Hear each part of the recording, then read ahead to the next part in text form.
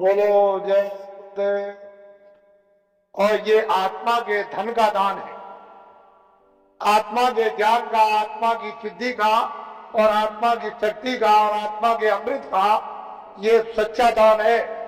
ये बाहर का वो छाया का दान नहीं है। इसलिए वो मंत्र नहीं है जो गुरु मंत्र,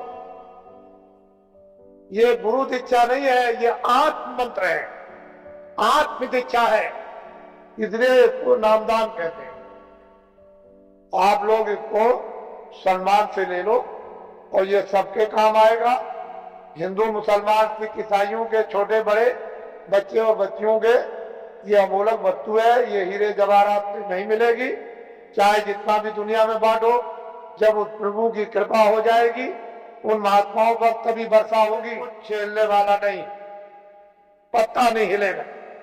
लेकिन जो दया उनकी हो गई कि इन आत्माओं को अवसर दे दो, इनको मौका दे दो, इन पर वर्षा कर दो और ये बीज डाल दो। जब वो ऋतु और समय आएगा तो जम जाएगा। महात्मा फकीरों की मेहनत व्यर्थ नहीं जाती। तो मैं आदेश का पालन कर रहा हूं और ये सर्वोपरि आत्मदान आपको दे रहा हूं, उसको आप सम्मान से लें। और 2 मिनट, 4 मिनट, 5 मिनट, 1 मिनट, आधे मिनट मनुष्य दरवाजे पर, मनुष्य आत्म दरवाजे पर बैठकर आप जिस तरह से बताया जाए उस तरह से आप भजन करें। यहीं पर अगर दरवाजे पर बैठ करके आपने भजन कर लिया तो रिद्धियों सिद्धियों का सबका भंडार उदय हो जाएगा।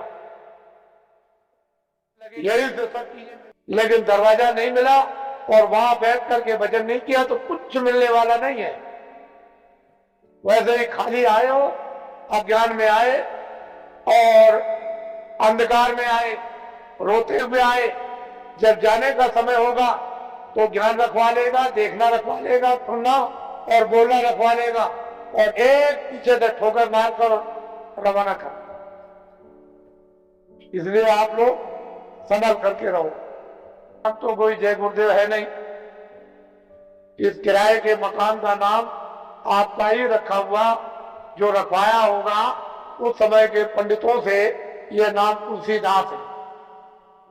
और जय गुरुदेव नाम उस परमात्मा का, ईश्वर का, भगवान का, उस सब शक्तिमान, उस ब्रह्म का, उस अल्लाह ताला यानी खुदा और गाद का नाम। इंसान आदमी का नाम नहीं। तो जो नाम मैं भगवान का बोलूंगा सब लोग एक साथ बोलेंगे, आगे पीछे नहीं। जो नाम बोलता जाऊं सब लोग उच्चारण करना, जिससे हमको मालूम हो कि आप खुद नाम का उच्चारण कर रहे हो। जब मैं बोल बंद हो जाऊं तो हाथ भी बंद हो जाएगा। बोलो जय गुरुदेव। और ये आत्माओं का गोपनीय छुपा हुआ राज, ये खजाना है। ये जब तुम जरा प्रयास और जरा कमाई करोगे, थोड़ी सी आप मेहनत, अभ्यास और साधना करोगे तो जल्दी से ये प्रकट होने लगे। लेकिन तुम ऐसे ही बैठे रह गए तो घर का भी कोई काम नहीं होता। और वैसे घर में भी कोई आपको नहीं पूछेगा, अरे भाई काम प्यारा, चांद थोड़ी प्यारा। अरे भजन करोगे तब तो तुम प्यारे बनोगे, तब तो तुम्हारी जीवात्मा इस अंधकार से, इस जड़ता से निकलेगी। लेकिन भजन नहीं करोगे तो कौन किसको प्यारा? पति स्त्री को जवाब देता है, स्त्री पति को जवाब देती है, माँ बाप बच्चे को जवाब देते हैं, चांद नहीं प्यारा, कौन प्यारा? अरे बातें प्यारी नहीं है, साधना और भजन और प्यारा है। इसलिए थोड़ा तुम भी मेहनत करो, हम भी, दोनों की मेहनत से ये हो काम पूरा हो जाएगा। आज गुरु महाराज का ये उनका पुण्य, जो संकल्प यहां छोड़ गए हैं, जो आशीर्वाद और आदेश जो दे गए हैं, ये सब उनकी चीज है। हमारे पास कुछ उन्हीं का आशीर्वाद की दी हुई ये दौलत है। और उन्होंने आदेश दिया है कि इस तरह का जब समय आएगा तो बांट देना, तो आपको मिलेगी। उनकी ये स्मृति है, यादगार कि ये खजाना महापुरुषों ने बांटने के लिए दिया है, ये उनकी यादगार और वो सब चीजें ताजी। गुरु महाराज बड़े सादे थे, बड़े सीधे थे, बहुत सादगी थी, बड़े सीधे थे, बड़े भोले थे, लेकिन जानते सब, कोई चीज उनसे छुपी नहीं, सब कुछ जानते थे। और उन्होंने ये संकल्प, तो उनका ये संकल्प है कि जीवों को बहुत लाभ होगा, रूहानियत का, आध्यात्मिकता का। आगे सब लोग तैयारी करो, भंडार खुलेगा और सब लोग उस भंडार में प्रवेश होंगे और असली खजाने की लूट होगी। लोग लूटेंगे अपने अपने दामन, अपनी अपनी झोली ने दामन, दिव्य नेत्र की झोली और दिव्य नेत्र का दामन फैलाकर और माल की, अद्भुत माल की, दैविक माल की, वो खजाने की यानी लुटाई होगी। और हीरे जवाहरात ये उस लुटाई के सामने कुछ नहीं है। वो चेतन हीरे, वो अमृत के हीरे ऐसे बसेंगे जिसको ये सब के सब इस मनुष्य रूपी मंदिर में अपनी आंखों से वो लुटाई होगी कि जो वर्णन में नहीं आएगी। आपको क्या मालूम है कि आकाश से क्या वर्षा हो रही?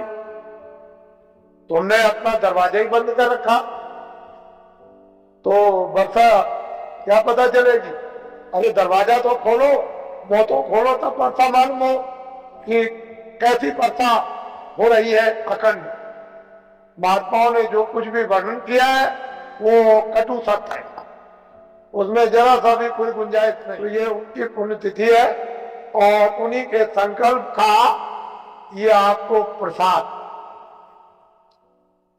वो तो देने का एक आधार तो चाहिए, तो कोई आधार आपको, जो आधार है वो आपको दिया जाता है कि इसको आप संभाल करके ले जाएंगे। हो सकता है कि साल भर आपको अवसर न मिले, तो इसको आप प्रसाद को संभाल करके रखेंगे और जरूरत पड़ने पर आप इससे काम लेंगे। अपनी व्याधियों में, परेशानियों में कभी कभी ऐसा भी होता है कि हे मालिक, हमको कुछ नहीं चाहिए, जितने दुख हमारे कर्मों के हों वो जल्दी से जल्दी हमको दे दीजिए, लेकिन प्रार्थना यह है कि बर्दाश्त जरूर दीजिएगा और हमको आत्मधन उठा दीजिए। तो इसलिए भी आत्मधन की लूट के लिए भी प्रसाद खाते हैं, चीज है ये तो। लेकिन कभी कभी तरह तरह के कष्ट, तरह तरह की परेशानियां, तरह तरह की हैरानियां परिवार में, बीमारियां परिवार में, बच्चों में और बच्चियों में, पत्नी में और पति में, भाइयों में, माँ में, पिता में, अड़ोसी में, पड़ोसी में, जात में, बिरादत में, समाज में, दफ्तरों में और राज में और इसमें और उसमें, ये तरह तरह की जो बीमारियां, जो रोग लग गए हैं, उनके लिए भी लाभदायक। लेकिन यह है कि अनुचित उपयोग करोगे तो लाभ नहीं होगा, उचित उपयोग करोगे तो लाभ हो जाएगा। अनुचित क्या उपयोग है कि मैं ये प्रसाद खाता हूं, आज मैं रात को डकैती डालूंगा, मुझे 1 लाख रुपया मिलना चाहिए, ये अनुचित, इससे लाभ नहीं हो। तुम इसको खा करके डकैती डालोगे, फिर पकड़े जाओगे और फिर कर्मचारी अधिकारी पकड़ेंगे तो वो डंडे मारेंगे, कचहरी पहुंचा देंगे, तुम्हारी सजा हो जाएगी। तो अनुचित प्रसाद का उपयोग मत, उचित करो। और मेरी चोरी छूट जाए, मेरी डकैती छूट जाए, झूठ छूट जाए, छल कपट छूट जाए, बदमाशी छूट जाए और मुझसे ये छूट जाए और ये बुराई छूट जाए और मुझ में अच्छाई आ जाए। और जब उचित उपयोग करोगे कि मेरी बीमारी चली जाए या मुझे बीमारी में आराम हो जाए, तो इसमें लाभकारी हो फादर।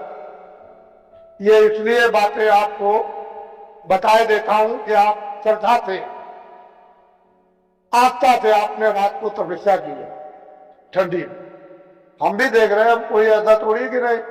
आपको क्या मालूम कि रात को मैं कैसे घूम रहा था, किसी को मैं कैसे निकल के किसी ने नहीं पहचान पाया, कोई भी सड़क पर पहचानने वाला नहीं मिला। तो आपको तो ये जानना चाहिए कि मतलब यह है कि मैं देखता हूं। बोलो जय